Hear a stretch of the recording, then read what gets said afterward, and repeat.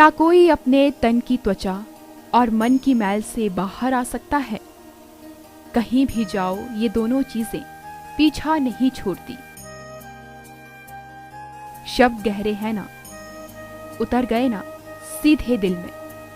यही तो बांगपन है लिखने वाले की कलम में। वो लिखने वाला जिसने शिमला में जन्म लिया और इसी पहाड़ की सड़कों पगडंडियों पर खेलते कूदते अपने सीने में एहसास के ऐसे बीज बो डाले जिन्होंने कालांतर में हिंदी साहित्य जगत को विशाल वटवृक्ष जैसा संबल प्रदान किया।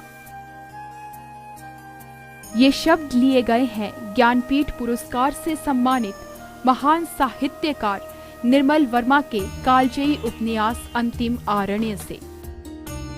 बहुत कम लोग ये जानते होंगे कि 3 अप्रैल 1929 को निर्मल वर्मा शिमला के लोअर कैथू में जन्मे। इस स्थान के महत्व को बताता एक बोर्ड हिमाचल प्रदेश भाषा संस्कृति विभाग ने लगाया भी है, पर विडंबना ये है कि इसके अलावा इस महान विभूति की यादों को संजोकर रखने के लिए सरकार कुछ नहीं कर सकी। आलम ये कि इस बोर्ड के नीचे जूतों का ढेर लगा है और चारों ओर गंदगी फैली है। बेशक ये प्राइवेट प्रॉपर्टी में आता है, मगर दूसरी तरफ जहां निर्मल वर्मा का बचपन बीता उस भज्जी हाउस की हालत और भी दयनीय है कि जहाँ बोर्ड लगाया गया है उसके साथ एक आउट हाउस है छोटा सा और थोड़ी सी जगह है। मैं मानता हूँ कि चलो वो प्राइवेट बिल्डिंग थी, उन्होंने नहीं बेची जो हर्बर्ट विला था, लेकिन उस बोर्ड को तो एक सम्मानजनक स्थिति में लगा सकते थे। आपने देखा कि उसके नीचे कूड़ा करकट डाला हुआ है और आश्चर्य हुआ कि उस बोर्ड के साथ अब जो उतराऊ बूट है, जो जूते हैं वो रखे गए हैं। तो इससे बड़ा अपमान विश्व साहित्य में जिनका अग्रणी स्थान है, जो विश्व स्तर पे जो लेखक है और जिनका भाषा विभाग हम लोग बड़े गर्व से कहते हैं कि वो शिमला में पैदा हुए, तो उनका अपमान इससे बड़ा नहीं हो सकता। इस इमारत का मालिकाना हक सीधे सरकार के पास है। इस पुराने पड़ चुके भवन में अब सरकारी कर्मचारी रहते हैं, जिन्हें शायद हिमाचल सरकार की ही तरह ये अंदाजा ही नहीं कि यही निर्मल वर्मा जैसी शख्सियत ने चलना, बोलना और लिखना सीखा था।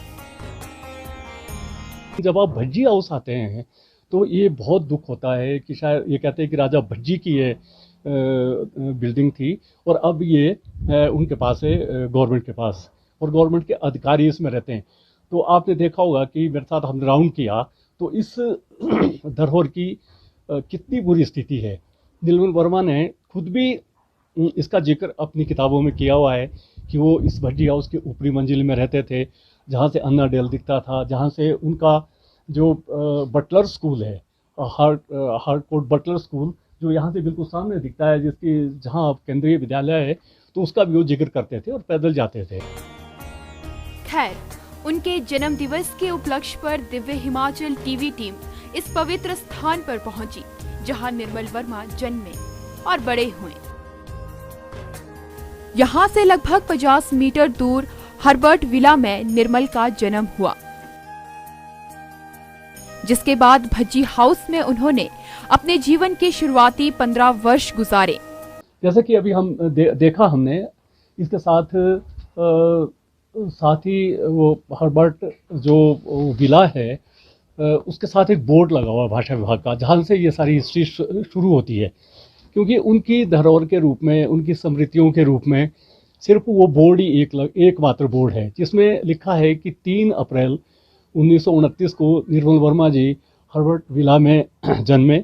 लेकिन दूसरी लाइन जो नीचे है उसमें लिखा कि बाईं तरफ जो भज्जी हाउस है वहाँ वो 15 साल रहे। तो आप इसी में ही थोड़ा सा एक इतना गैप है या विवाद भी कह लो कि जो आदमी कोई रिसर्च करना चाहता हो या कोई जैसे हम जैसे लोग हैं, तो हमारे मन में भी प्रश्न आता है कि भाई अगर वो हर्बर्ट विला में पैदा हुए थे तो भज्जी हाउस कब आए हो। पर दोनों ही भवनों में अब उनका कोई नाम लेवा नहीं है। प्रदेश सरकार ने हिंदी साहित्य में हिमाचल को अमर करने वाले निर्मल वर्मा को राज्य का गौरव बताते हुए उनके नाम पर हर्बर्ट विला के सामने एक बोर्ड तो लगवा दिया, पर सवाल उठता है कि क्या यह काफी है। हर्बर्ट विला मान लो नहीं खरीदा गया था उनसे, तो ये तो सरकार के पास था, इसको एक म्यूजियम बना सकते थे, उनकी यादें संजोई जा सकती थी। लेकिन मात्र एक बोर्ड लगाने से मुझे लगता है कि वो अपमान ही उनका हो रहा है, बाकी कुछ नहीं है। और आप देखो कि निर्मल वर्मा जब भी हिमाचल का जिक्र आता है तो निर्मल वर्मा का जिक्र आता है, और यशपाल जी का जिक्र आता है जो मतलब वर्ल्ड फेमस है, और गुलेरी जी का आता है। और मैं यशपाल का मैं थोड़ा सा वो बता दूं कि वो भी कांगड़ा से उनका गांव उन्होंने वहाँ है गांव जहाँ से उनका नाता रहा है। और निर्मल वर्मा के लिए स्पेशली भाषा विभाग ने सृजन पीठ, यशपाल सृजन पीठ स्थापित की थी, और ये जो 2 दिसंबर 1988 को सृजन पीठ स्थापित हुई, और 2 साल निर्मल वर्मा उस सृजन पीठ के अध्यक्ष रहे, और 1990 में उन्होंने रिजाइन कर दिया था, छोड़ के चले गए थे। अब आप देखो कि उस सृजन पीठ को, यशपाल के नाम से उस सृजन पीठ थी, उसको भी अब उसका कहीं नामो निशान नहीं है। वो 2 साल या आगे तक चली होगी तो कुछ नहीं है। तो मुझे लगता है कि साहित्य की तरफ, संस्कृति की तरफ, या हमारी जो धरोहर रही है उसकी तरफ ना तो भाषा विभाग ने कुछ किया, और ना ही प्रदेश सरकार की तरफ से कुछ हुआ।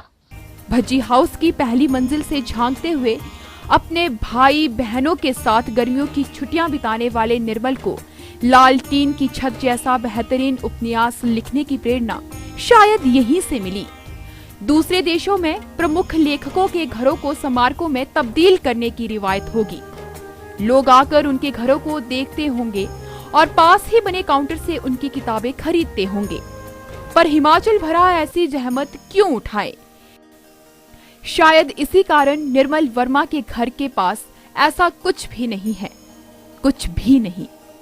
उसके बाद हर्बर्ट विला के बारे में मैं थोड़ा सा आपको बता दूं कि जो हर्बर्ट विला है आज, वो एक काफ़ी बड़े व्यवसायी हैं लोअर बाज़ार में, रेवानंद जी, और ये उनकी पत्नी ने बहुत पहले खरीदा था, और उसके बाद इसको रेनोवेट किया गया, और अब शायद इसमें कोई 20-25 लोग रहते हैं उस परिवार में, क्योंकि रेवानंद और उनकी मिसेस तो अब नहीं है, और लेकिन उन्होंने इसको संजो के रखा हुआ है। और जब हम कभी आते हैं या बाहर से लोग आते हैं तो हमें थोड़ा सा संकोच भी होता है कि उस जो मतलब परिवार रह रहा है, अपनी प्राइवेसी सबकी होती है, हम वहाँ मतलब कैसे जाएं। 3 अप्रैल 1929 को शिमला में जन्मे निर्मल वर्मा के व्यक्तित्व पर निगाह डालें तो लगता है कि वह शायद मां सरस्वती की सेवा के लिए ही इस धरा पर पहुंचे थे। 5 दशक लंबे अपने साहित्यिक जीवन में उन्होंने विभिन्न विधाओं में लेखन के ऊंचे सोपान तय किए। 5 चर्चित उपन्यास, 8 लघु कथा संग्रह और प्रस्तावों व यात्रा वृत्तांतों की 9 अन्य पुस्तकें लिखने वाले निर्मल वर्मा विलक्षण प्रतिभा के धनी थे। शिमला में लड़कपन गुजरने के बाद वे दिल्ली चले गए और वहां के प्रतिष्ठित सेंट स्टीफेंस कॉलेज से इतिहास विषय में स्नातकोत्तर उपाधि प्राप्त की। उसके बाद उन्होंने राष्ट्रीय राजधानी में ही अध्यापन शुरू कर दिया और साथ ही कई साहित्यिक पत्रिकाओं में लिखना भी आरंभ कर दिया। उनके लेखन का अंदाज कुछ ऐसा कि हिंदी साहित्य के नई कहानी नाम से विख्यात हुए साहित्य आंदोलन के अग्रदूतों में उनका नाम अति सम्मान से लिया जाता है। इस बीच उन्हें चेक गणराज्य की राजधानी प्राग बुलाया गया ताकि वहां के प्रसिद्ध साहित्यकारों की कृतियों का हिंदी अनुवाद किया जा सके।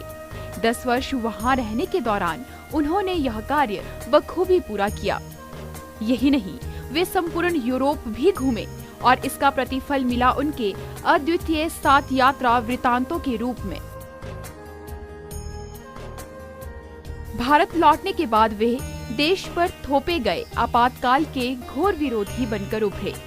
साथ ही उन्होंने तिब्बती स्वतंत्रता आंदोलन की भी वकालत की। ये वर्ष 2005 के अक्टूबर महीने की 25 तारीख थी, जब देश दुनिया में अपने रचना कर्म का सिक्का जमा चुके निर्मल वर्मा हिंदी साहित्य जगत में एक बड़ा शून्य पैदा कर परलोक सिधार गए।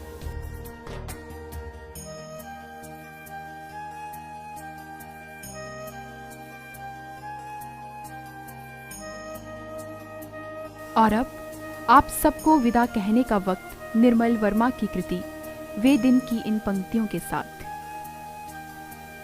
तुम बहुत से दरवाजों को खटखटाते हो, खोलते हो और उनके परे कुछ नहीं होता।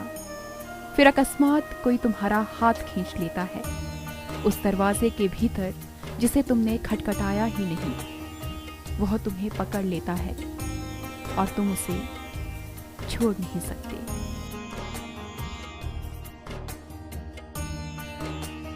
आज 3 अप्रैल को उनके जन्म दिवस पर दिव्य हिमाचल मीडिया ग्रुप का श्रद्धापूर्ण नमन।